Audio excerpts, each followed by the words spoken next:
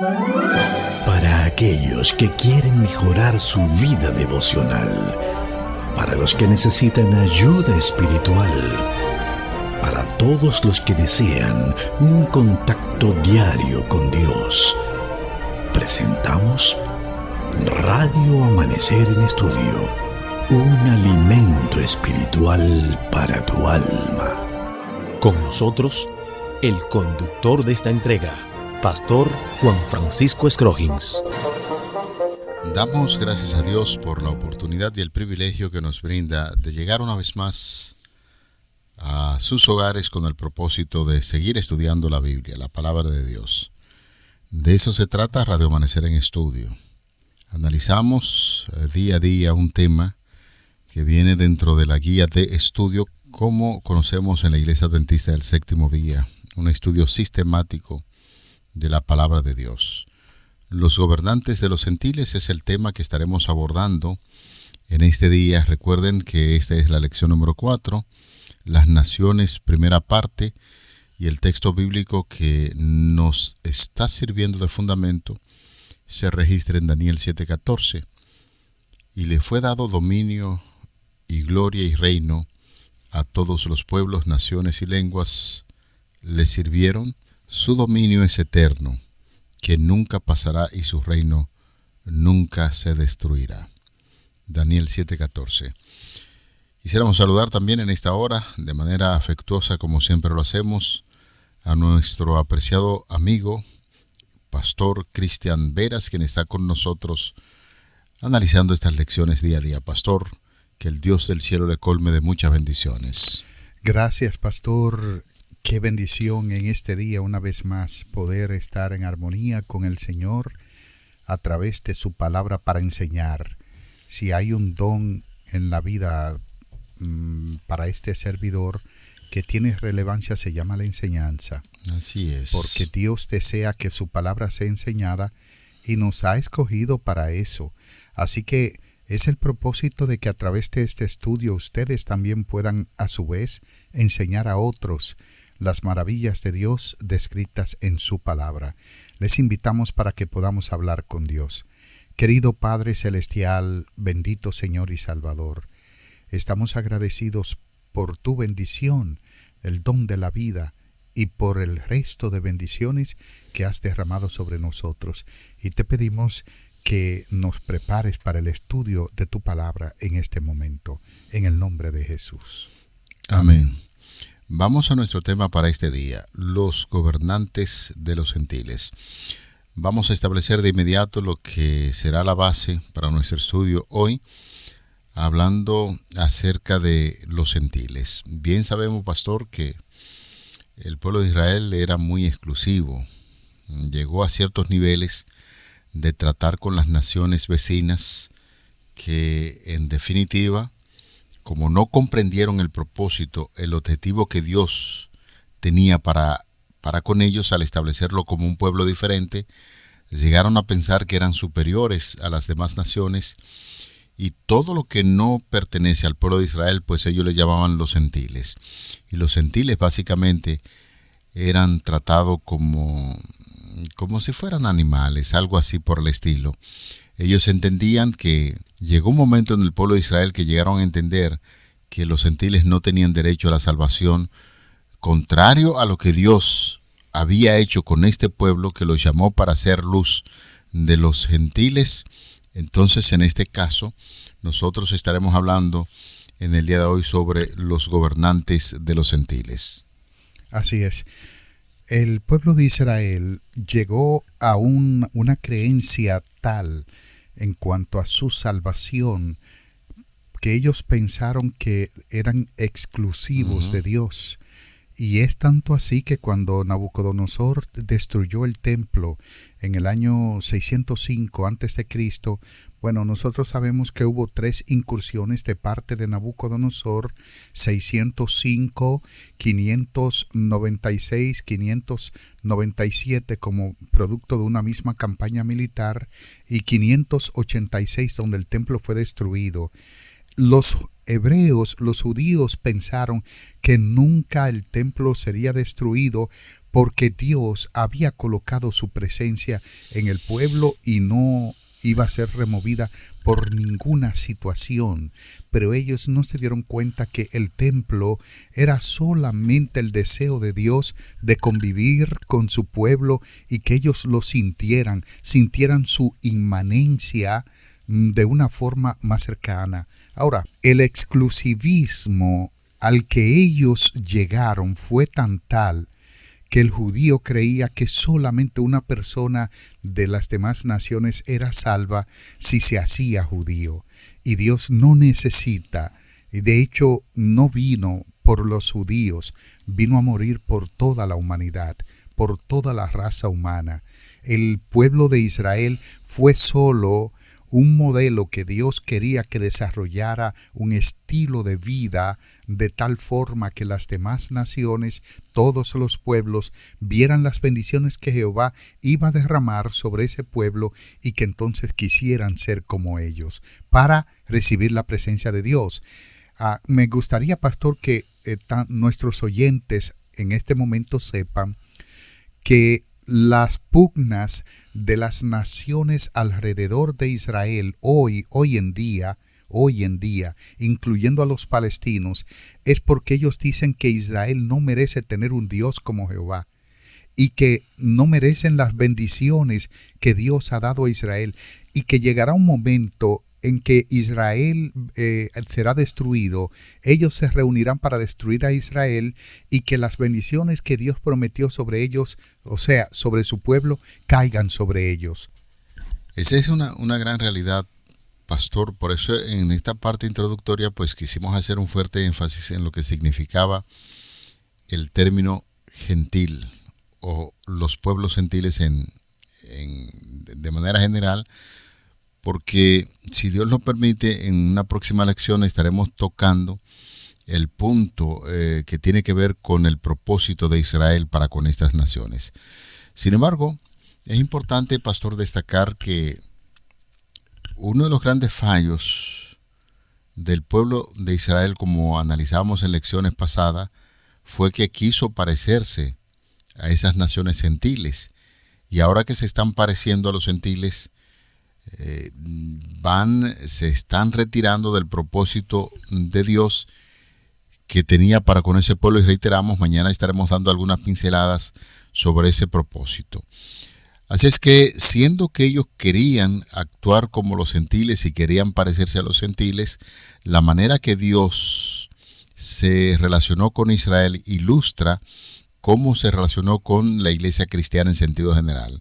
De hecho, los grandes errores del pueblo de Israel sirvieron en muchos aspectos para prefigurar los errores de la iglesia, que veremos más adelante, y lejos de poder afirmar que somos espiritualmente superiores al antiguo Israel, los cristianos, en cierto sentido, hemos sido hasta hoy muy susceptibles a ceder a las mismas tentaciones que cedió el pueblo de Israel, y por eso, al decir también que nosotros somos el Israel moderno, y lo hemos dicho en reiteradas ocasiones, es para referir a la elección que Dios hace para con su iglesia, así como lo hizo con Israel.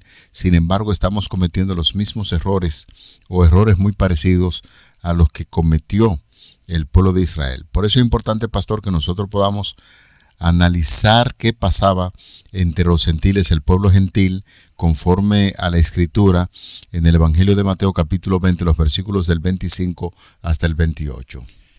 El Evangelio de Mateo capítulo 20, versículos 25 al 28, dice que Jesús, llamándolos, dijo: ¿sabéis que los gobernantes de las naciones se enseñorean de ellas, y los que son grandes ejercen sobre ellas potestad?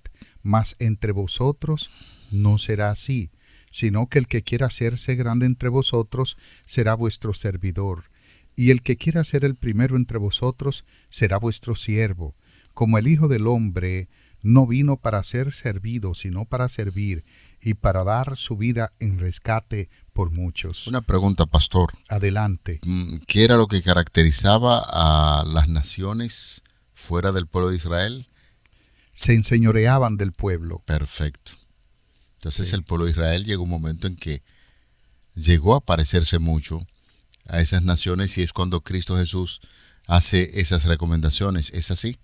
Así es, definitivamente Dios le había dicho al pueblo que Él sería su rey, y en lugar del pueblo servir a Dios, aunque sí le servían, Dios también servía a su pueblo, porque Dios es un Dios de servicio.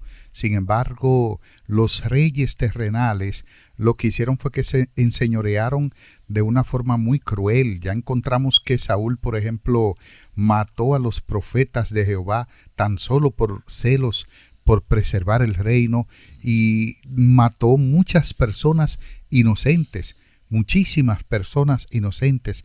Hizo cosas bastantes indebidas también, lo que indica que asumió definitivamente la misma costumbre de los pueblos paganos. Pero parece ser que no es solamente del pueblo de Israel. Eso parece ser una actitud del ser humano en sentido general.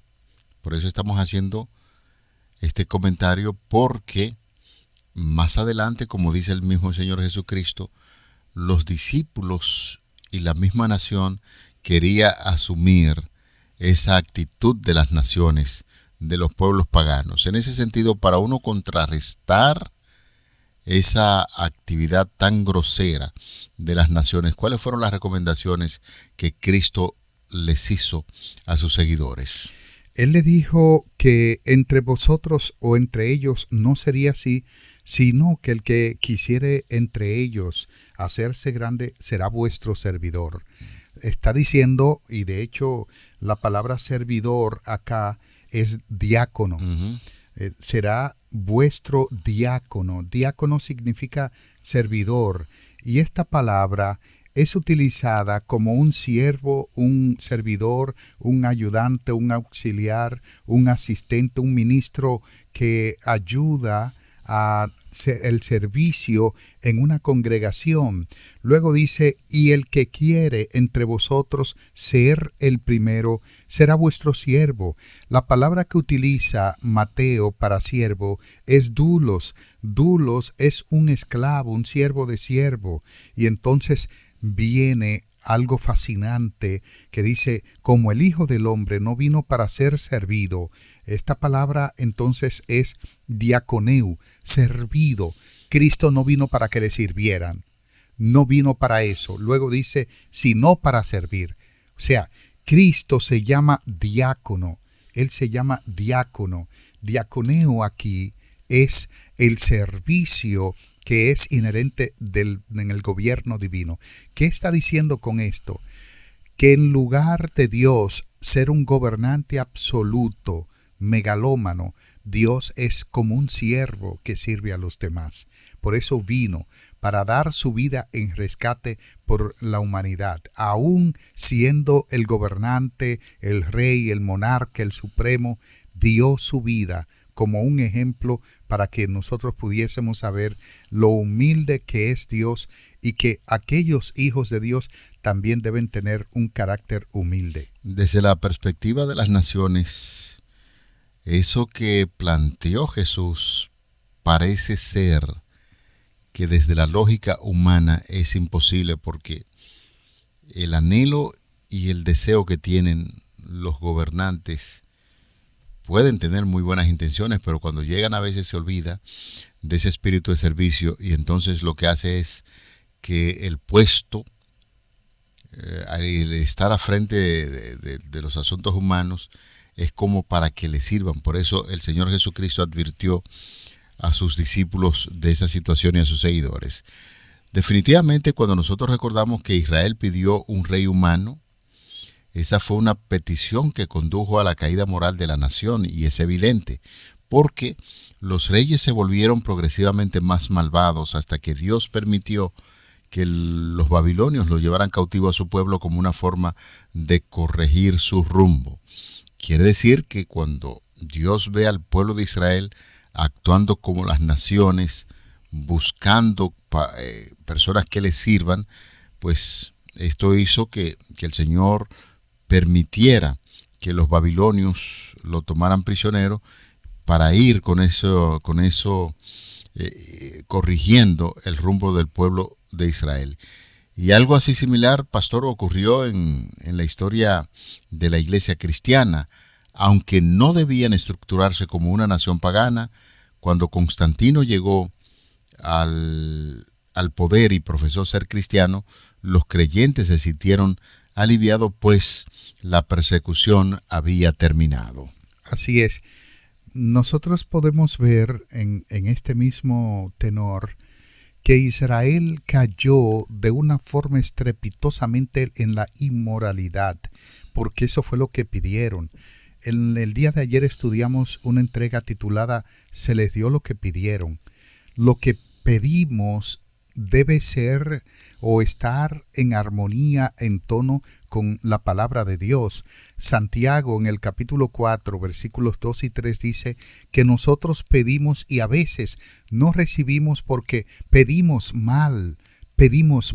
Israel pidió mal, pidió un rey humano y esta petición condujo de una forma estrepitosa a la caída moral de la nación. Cada vez más los reyes se volvieron más malvados hasta que definitivamente Dios actuó, porque eso sí, Dios no deja que la nación quede siendo dirigida cruelmente por un monarca malvado, sino que Dios actúa. El curso de la historia y de este mundo no está al azar, como dicen los teístas. Dios tiene todo bajo su control y tiene un cronograma de cuándo, en qué momento las cosas tomarían un curso distinto o diferente. De manera, pastor y estimados amigos, que Dios corrigió a su pueblo. Pastor, le voy a hacer una pregunta.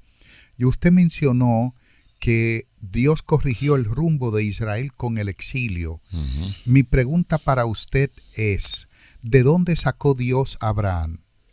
Bueno, de una nación pagana, de un lugar donde se adoraban muchísimos dioses, y ya puntualizamos que si lo sacó de allí de Ur de los Caldeos es sencillamente porque esas naciones estaban adorando varios dioses que no era el Dios de Israel. Así es, has contestado bien, pastor. Lo que me interesa de esto es la geografía.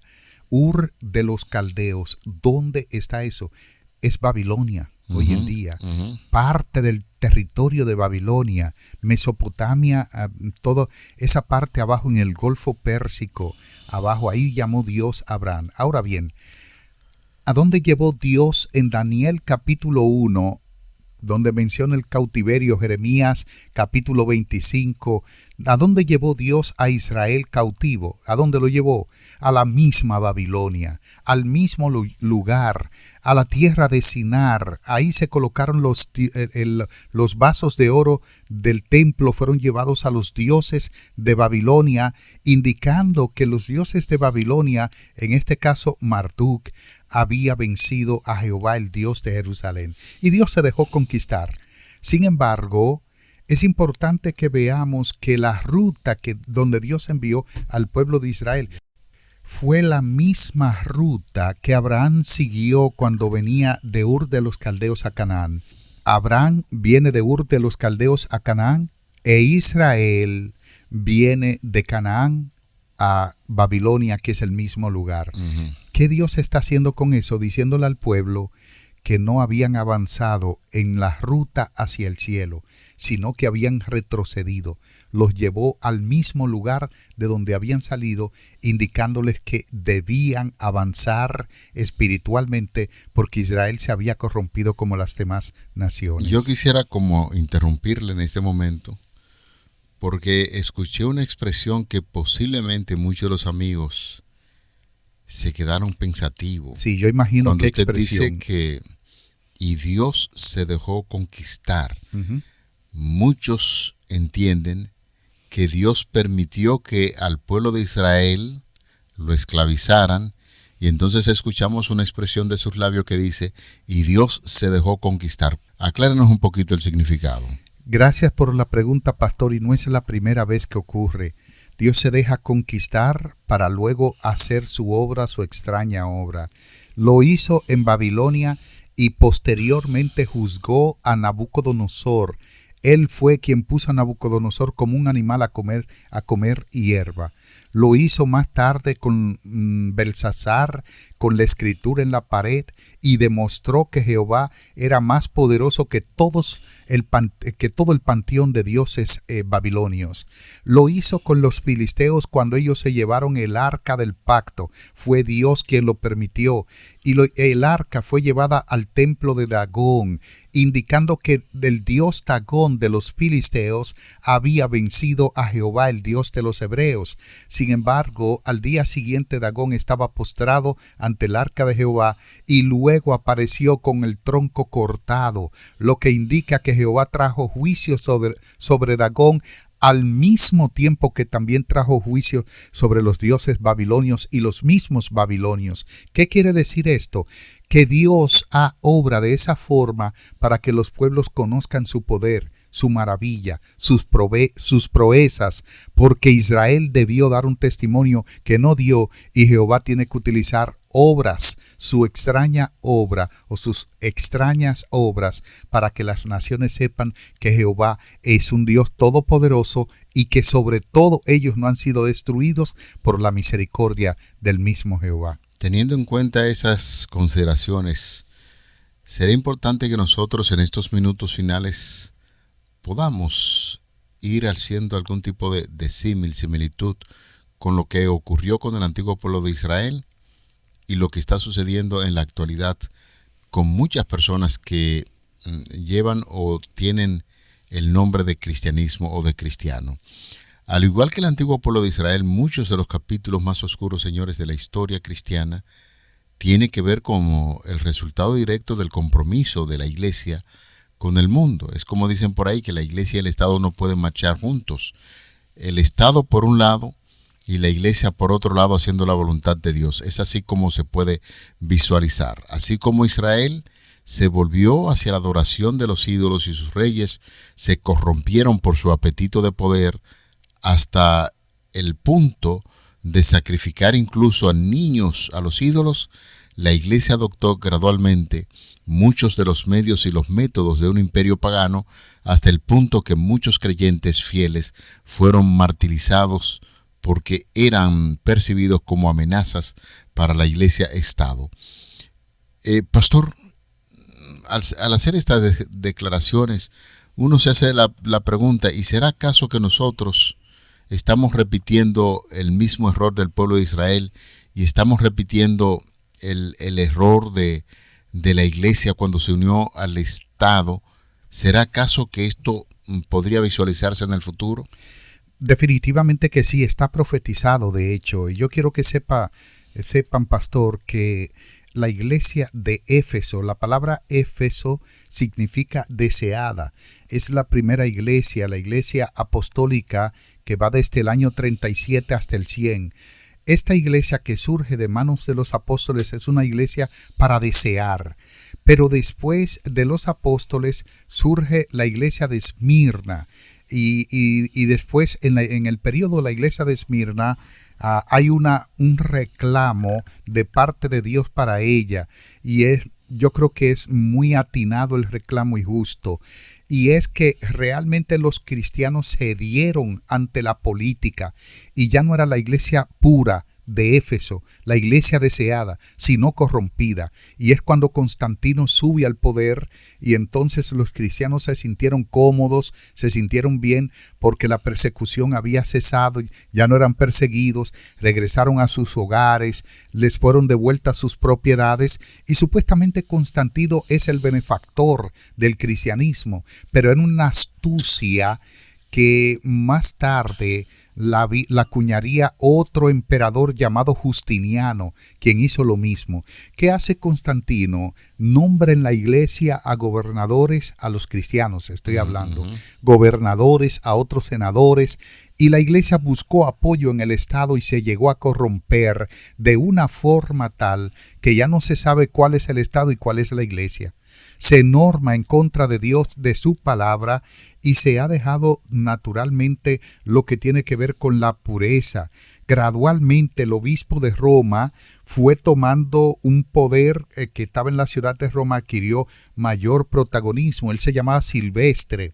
Silvestre y Constantino eran amigos, pastor, y Constantino mudó la sede de su gobierno a Constantinopla y dejó un vacío, y ese vacío lo ocupó Silvestre, el obispo de Roma, que era amigo del emperador, y entonces es ahí donde la iglesia va tomando un papel político religioso, y eso es muy nocivo. En el tiempo del fin se repite eso, muy nocivo y muy dañino, porque se coartará la libertad para el pueblo de Dios y para muchas cosas como mandamientos que se van a poner de un lado.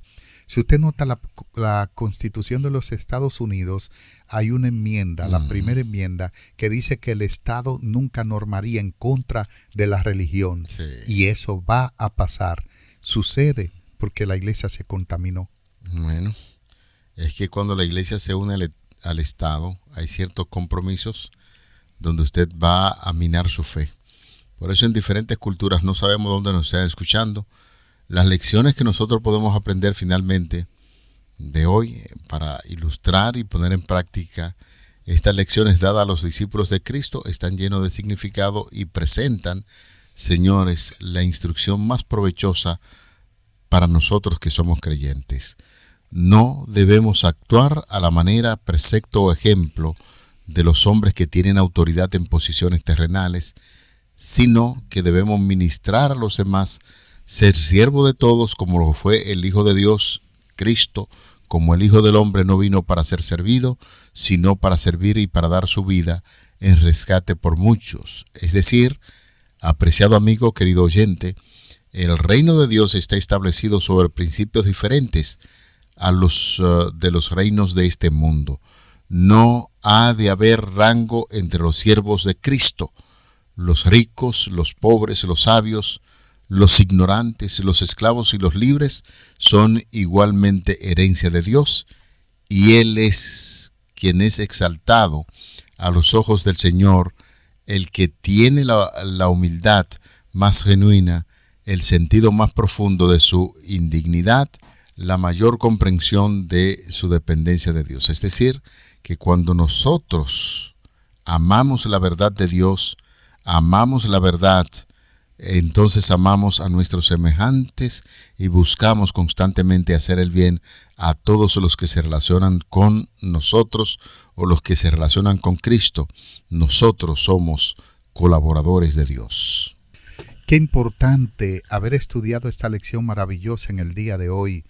Finalizamos diciéndoles que nosotros cada día tenemos que tener muy pendiente, mantenernos en el carril que Dios ha trazado para que transitemos. Israel pidió realmente algo que le fue nocivo, que lo desmoralizó, los dañó moralmente y por supuesto ellos no pudieron cumplir con el propósito que Dios tenía para ellos. Hoy nosotros abracemos lo que tiene que ver con esa perspectiva divina de que seamos canal, que seamos luz para salvación a los demás. Amén. Vamos a orar. Padre, hemos estudiado esta lección y sabemos cómo obran las naciones. Queremos llevarnos el consejo de Cristo para no obrar de tal manera que la gente nos sirva, sino que queremos servir conforme lo hizo nuestro Señor Jesucristo, y es una lección muy importante que estamos asimilando en el día de hoy. Ayúdanos a poner en práctica estas lecciones, te lo pedimos en el nombre de Jesús. Amén. Para aquellos que quieren mejorar su vida devocional, para los que necesitan ayuda espiritual, para todos los que desean un contacto diario con Dios, hemos presentado Radio Amanecer en Estudio, un alimento espiritual para tu alma.